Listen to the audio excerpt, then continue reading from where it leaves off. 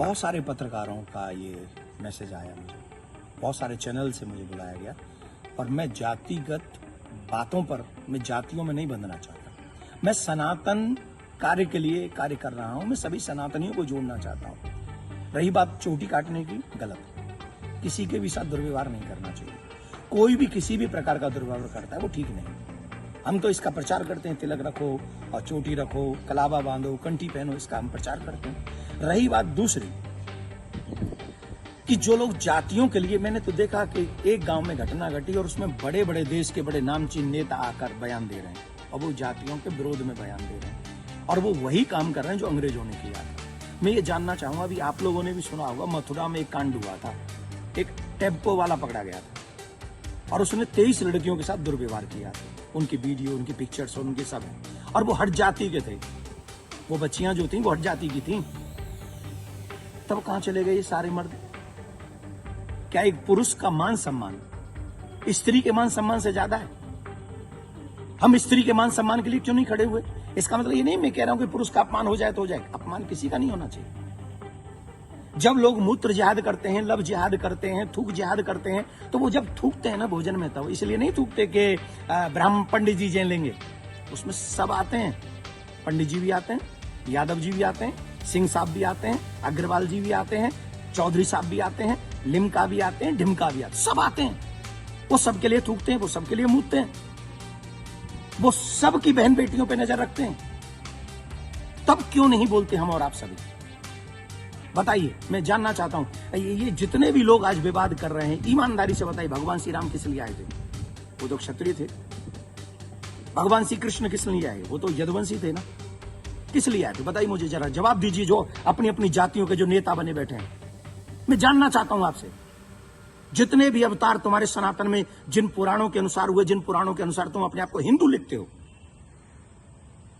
किसके लिए अवतार हुए थे? वो धर्म की स्थापना के लिए हुए थे और धर्म की स्थापना करना ही हम सबका दायित्व है कि हम इस देश में धर्म की स्थापना करें, ना कि धर्म का खंडन करें।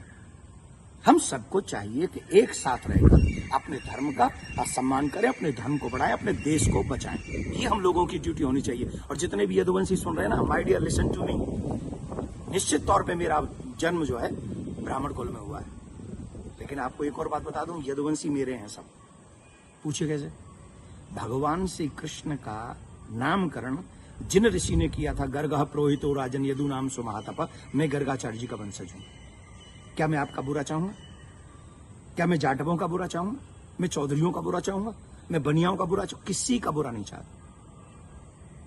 मैं आप सबका भला चाहता हूं और इस देश का भला चाहता हूं। अगर आपको ईमानदारी से अपने इष्ट में निष्ठा है, राम में, कृष्ण में, परशुराम में, हनुमान में, देवी में, देवता में, तो आप शास्त्रों के बताए हुए मार्ग पर चलिए और धर्म का पालन कीजिए और उन विधर्मियों से लड़ने के लिए तैयार हो जाइए जो हमारे देश में जाति का जहर घोलकर, कई बड़े बड़े नेता हैं, जाति के नाम पे कूद पड़े। बस चुनाव की सभाओं में बोल रहे हैं, चुनाव की एक कथा, अरे तुम्हारे इस नाम पे वोट लोगे? तो नहीं कर सकता भाई। कथा प्रवचन कहीं भी करे, हम अपने बच्चों को कहानियां सुनाते, कथा सुनाते हैं, क्या बुराई है? हर एक जाति के व्यक्ति, मम्मी पापा, दादी दादा, नानी नाना तो अपनी जाति के होंगे ना। कहानी सुनाए, कथा सुनाए, कोई बुराई नहीं है। लेकिन व्यासपीठ पर बैठ के सप्ताह करना, देखिए उसकी विधा, हम शास्त्रों की बात करेंगे। यहां मैं अपनी बात नहीं करूंगा। मैं ब्राह्मण कुल में मेरा जन्म हुआ है, लेकिन कितने ऐसे कार्य हैं जो मैं खुद नहीं करता। जैसे यज्ञ कराना मैं नहीं करता, क्योंकि उसमें मेरी नॉलेज नहीं है। विवाह कराना वो मैं कार्य नहीं करता। अंतिम संस्कार में भी जो 16 संस्कारों में से एक है, मैं वो नहीं करता। जो चीज मेरे हाथ में नहीं है वो मैं नहीं कर सकता, और जो मेरे हाथ में है वो मैं कर सकता हूं। जब हम भागवत करते हैं, एक अनुष्ठान करते हैं, अनुष्ठान को अनुष्ठान रहने दीजिए। सत्संग, प्रवचन, रामायण इत्यादि हम सब करें, कौन रोकने वाला है? और कितने ऐसे लोग हैं जो ब्राह्मण नहीं है, वो भी कथा कर रहे हैं। हमारे यहाँ तो मुस्लिम भी राम कथा करके गए हैं और हमने उनको स्वीकार किया। रसखान को हमने स्वीकार किया है, रसखान के पद हम लोग गाते हैं। तो इसमें जाति के चक्कर मत पड़िए, जाति बंधन मत फैलाइए। मैं हाथ जोड़ के प्रार्थना करता हूं, आइए हम सब एक हों, सनातन देश और धर्म और आने वाली पीढ़ी को बचाएं। यही हमारा दायित्व है। जय श्री राम। देखिए, न तो ये काम देवकी नंदन का है और न काम ये अखिलेश जी का और तेज प्रताप जी का है।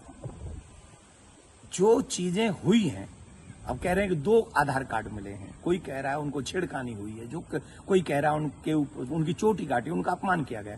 तो इसके लिए संविधान है, इसके लिए प्रशासन है। हमें बांटना नहीं है। प्रशासन अपना काम करे, जहां जो जिसकी गलती हो उसे सजा दे। पंडित जी की गलती है तो पंडित जी को सजा दे, यादव जी की गलती है तो यादव जी को सजा दे। लेकिन जो बड़े बड़े लोग हैं, जो बड़े बड़े पदों पर बैठे हैं, उन लोगों को जातिवाद फैलाकर समाज को लड़ाना नहीं चाहिए। ये अच्छी बात नहीं है। धन्यवाद।